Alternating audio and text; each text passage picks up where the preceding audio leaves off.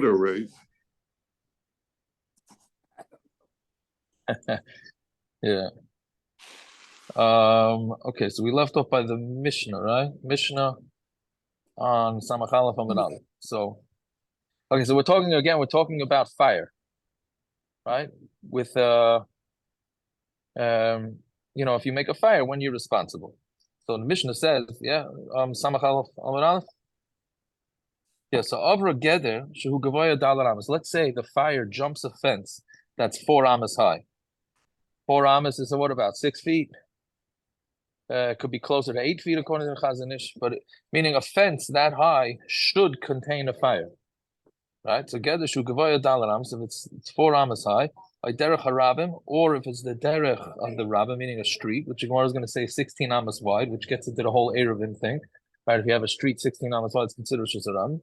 Ein Nahar, or a river, Potter, he is Potter, right?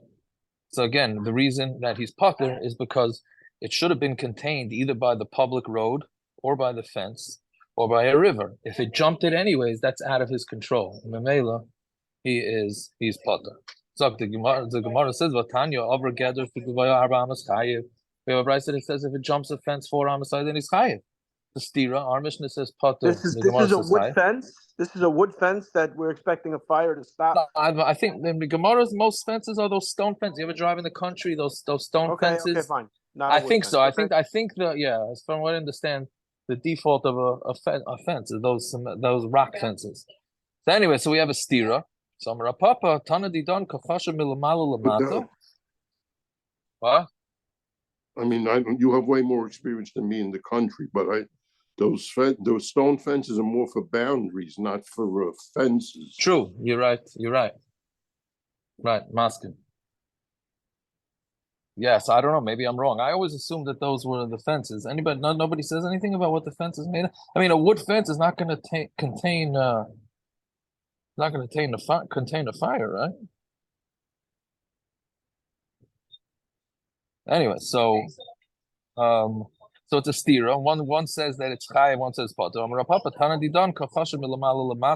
It's interesting teretz. We're going to say that it's no stira. Just a matter of which way. It says the goder is a barrier made of stone. Yeah, Rashi and Sukkah, Yudal on the base. Yeah, but they didn't make those barriers, and they're never 6 feet tall. I hear. So maybe there's 2 types of fences. I knew I had it from somewhere.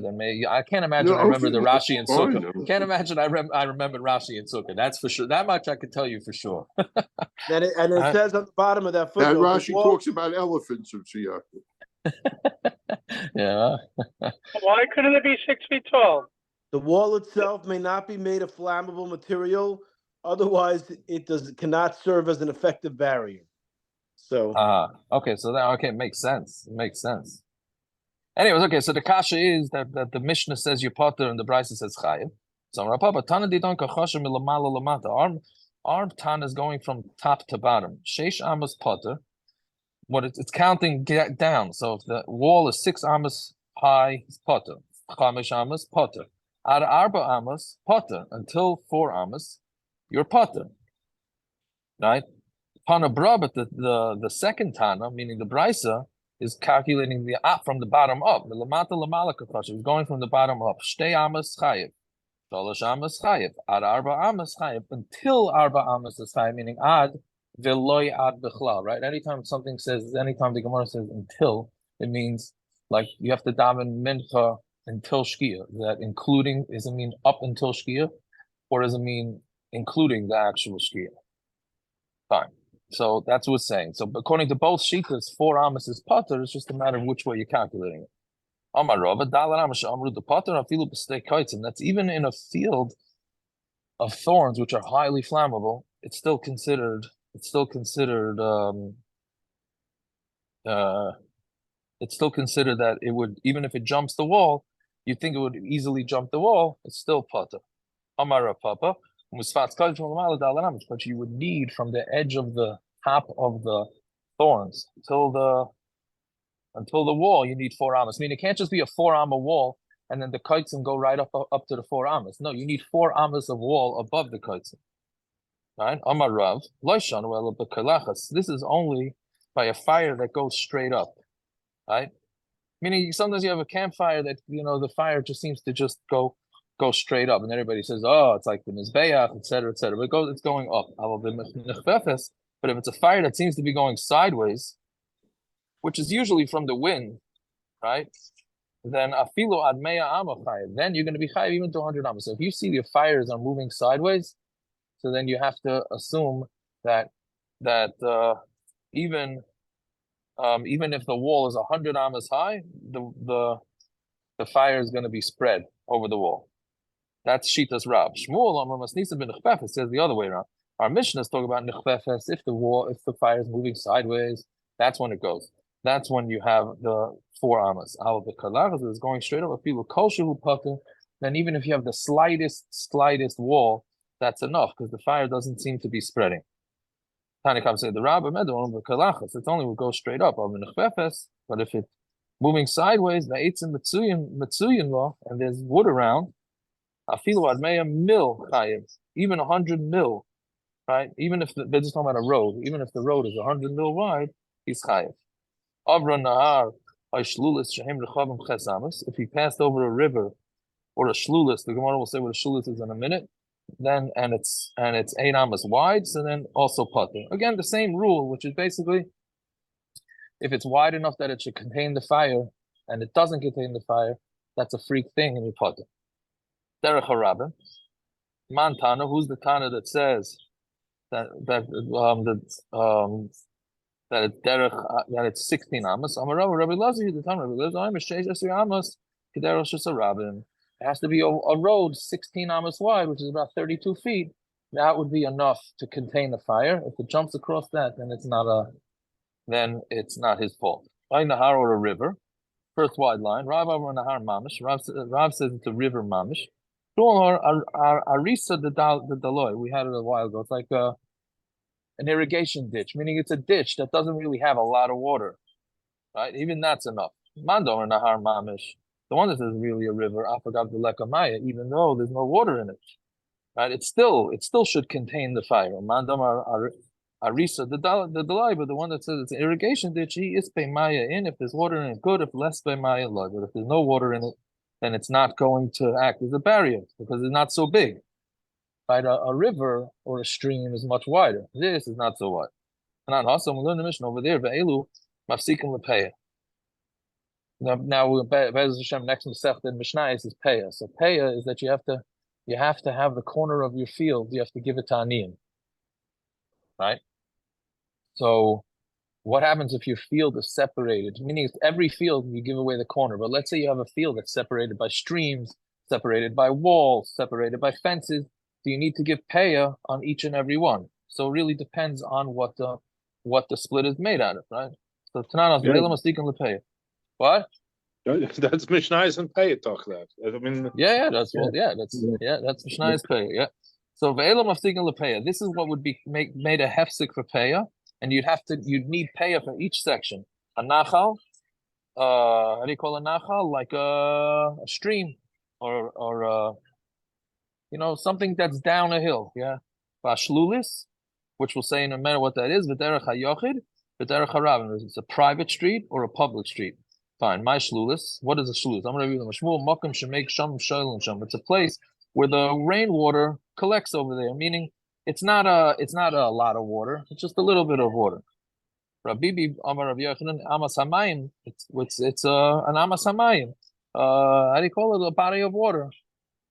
Shemechalek eshalo la'agafe. That it spreads out. Shalo really means like spoils, right? La'agafe on its borders, meaning it's like a river that you run through the fields, and then they would dam it up, and then it would spread out all over the place, and it would go, and the water would spread everywhere. So it's really a very big difference. Either one of them, it's like a small amount of water, and one of them, it's a larger amount of water. So Mando Amar Makam Shemek Sham Sham Sham, the one that says that there's water that gathers over there. If he's the one who says that, there's enough to separate for peya and separate for fire. So Kol Shekain Amas Hamayim, he would say for sure an Amas Hamayim, it's much bigger. But the one that says that it's an Amas Hamayim, Of a makom should make sham shalom and sham loy mafsiki, but a small amount of water, that's not gonna work. The hanhu on Tommy Bays now. The hanu bagni da'ara mikru. These things of water, these little bodies of water, are just called like how do you type it?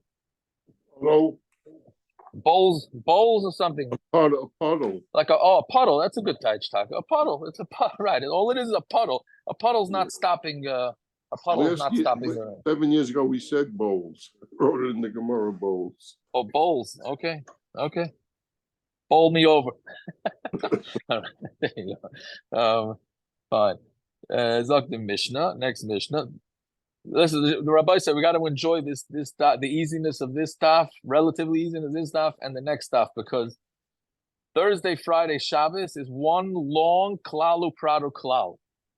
It's mamish. I was looking at it today a little bit. Ooh, I don't want to scare anybody away, but it's okay. Anyways, so Zok the Mishnah. So let's say a guy lights a fire in his own field. He's showing up for sure. That's his forte, Colorado cloud. That's where he excelled in that. Maybe you should know I had some PTSD on it, whatever. On that too. Maybe we should get some bling, some Klalo Prado Klal bling for okay, anyways. So how responsible does a guy have to be with a fire in his own property? So Hamad with Pesach Shaloi, somebody lights a fire in Pesach Shaloi, in his own house, and not his house, in his yard. Ad Kamma Tavar Adleika. How far is the fire allowed to go? Meaning, what would be the norm for a fire to spread that he would then it would be considered an einus, right? So we have 4 shitas.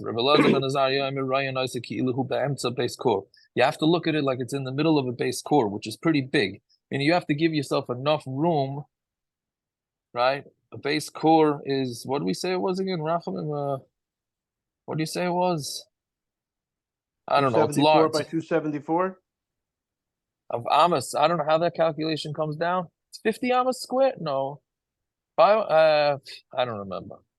Whatever, it's quite large. You have to leave yourself quite a large amount of room.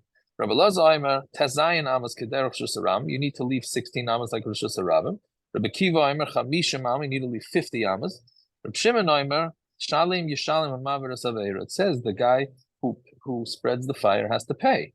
Hakol Lefi Hadleika, everything goes according to the fire, meaning the bigger your fire, the more space you have to leave. The smaller the fire, the less space you have to leave, right? Reb Shimon has a very practical pshat. Okay, to talk to Gemara. So again, Reb Shimon says that everything goes according to the Deleka, meaning it seems like, at least what the Gemara is thinking now, is how much damage is your fire doing, right? So, meaning the Gemara really thinks now is that, see, the last Rashi says, what we think now is you have to pay for everything, because if your fire was big and it spread, then obviously you weren't responsible enough, right? That's basically what he's saying. Hold on 1 second, please. I'm sorry.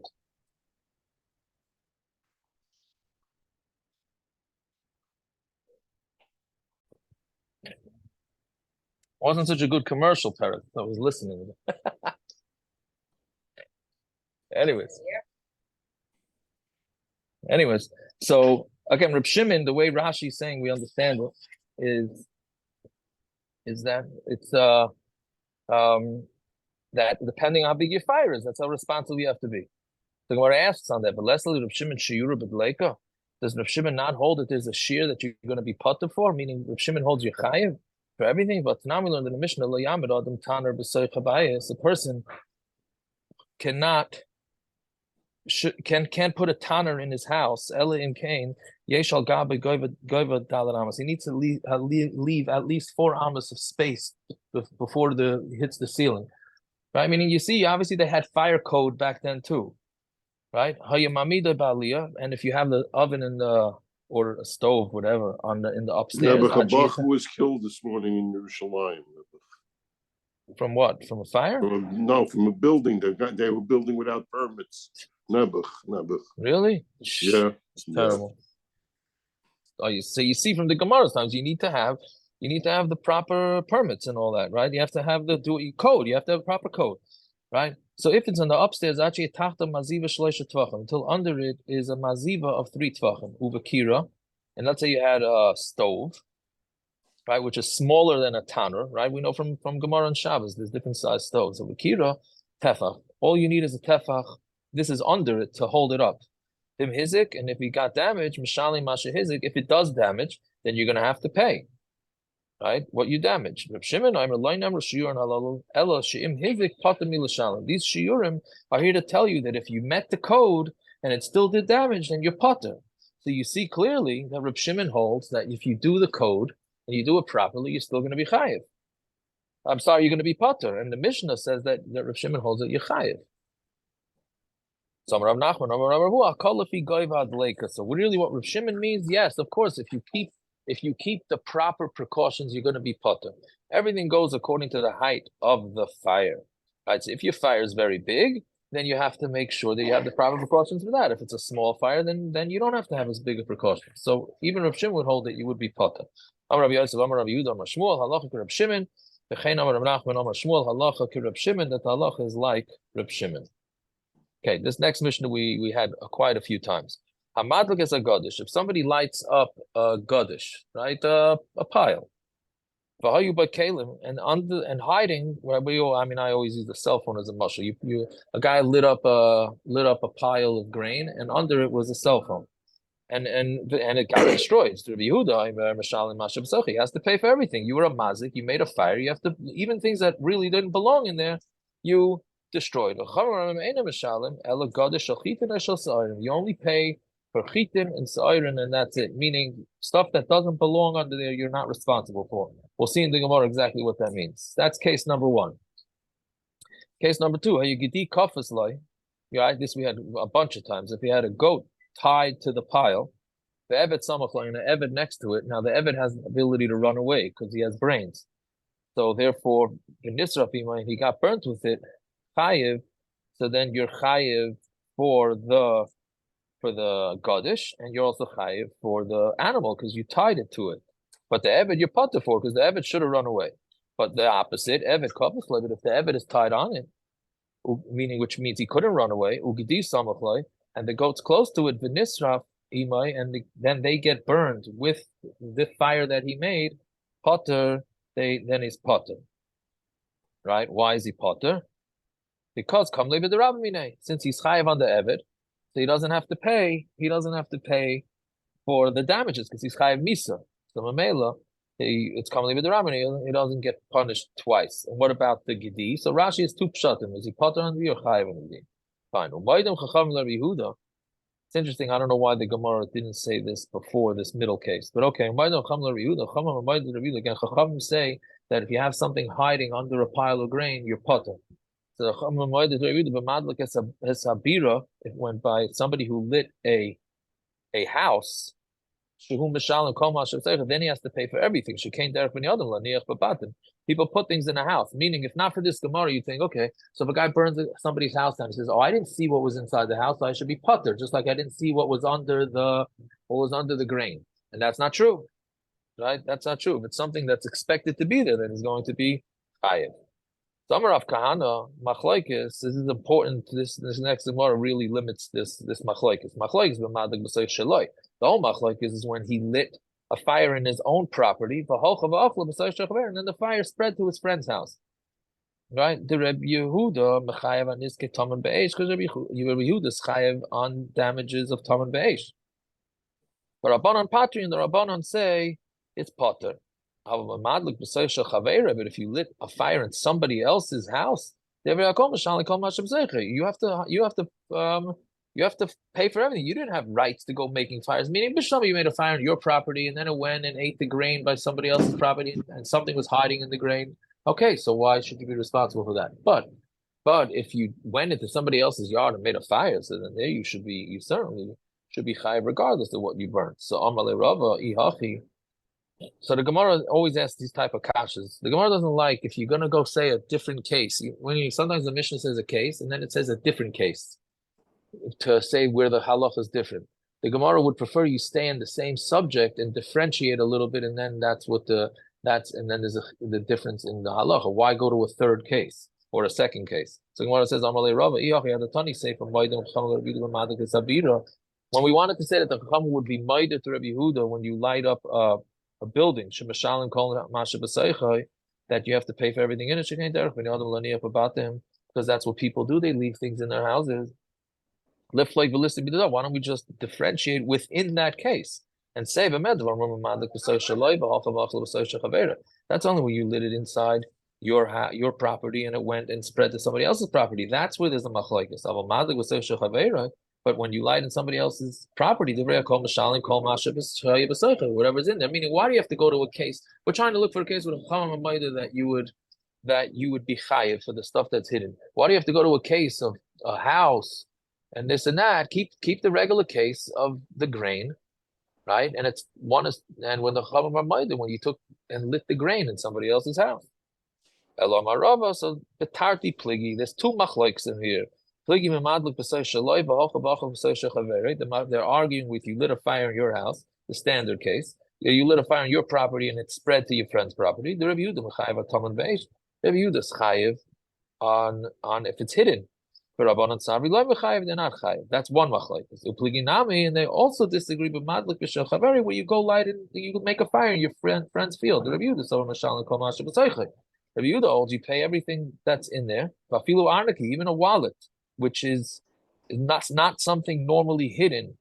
The Rabbanan Sabri, Kalim Shadaka Lahatman V'Gadish, Kalim that the norm is to hide them in the Gadish, going Marigan Nuklei Bakar, like types of gardening tools, right? And clay bakar, who the mishalim, because that you can expect to be hiding on a farm. Kalim shein darkal happen because wallets and cell phones, then loy mishalim, then that you wouldn't pay. Yeah. You know how when we learned this 7 years ago, when that union official took the bribe from a Shema Shabbos fellow, if you remember, I wrote down in my Gemara the Ferragamo duffel bag. He had 50K in a Ferragamo duffel bag that the cops found. That was we learned I actually have a vague memory of that. That's pretty good. Yeah. Okay. So now let's just one more. So now that we see that the Chachamim do agree where things are hidden, some things are hidden that you'd be chayav. On appeal. Thank you so What? much. I think he just won on an appeal. One of them. Oh yeah. Okay, so a few more lines. So you lit up a gadish, a pile of grain, and there's kalim inside, and they got lit up. You have to pay for everything in there. Like we said, now how much do you pay? You only pay if it's a gadish of barley or wheat. And we look at the makam of the kalim as if it's full of tuah, meaning, let's say it was a cell phone in there. So you still have to pay for the amount of grain that would have been taken up by the cell phone, right? Meaning the space, you don't get a freebie. You're not paying for the cell phone, you're not paying for the grain. No, you have to pay for at least the equivalent of the grain that's there. But that's only and it goes and lights in somebody else's house. But if he lights it in his chaver, he pays everything that's inside. And Rashi says, and Rava would have to say that you pay, that it would be for the things that the derech is to be hidden in there, and if not. Okay, we'll stop over there. Aaron, do you know what's happening in the neighborhood?